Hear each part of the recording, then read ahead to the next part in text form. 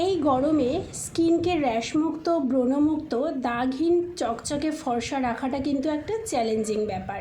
তাই আজকে তোমাদের সাথে খুব সহজ একটা স্কিন কেয়ার শেয়ার করছি, যেটা তোমরা যদি প্রতিদিন করো তাহলে কিন্তু স্কিনে কোনো র্যাশ বা ব্রণ হবে না। প্রথমে কাঁচা দুধ দিয়ে একটু তুলো ভিজিয়ে পুরো স্কিনটাকে ক্লিন করে নিতে হবে।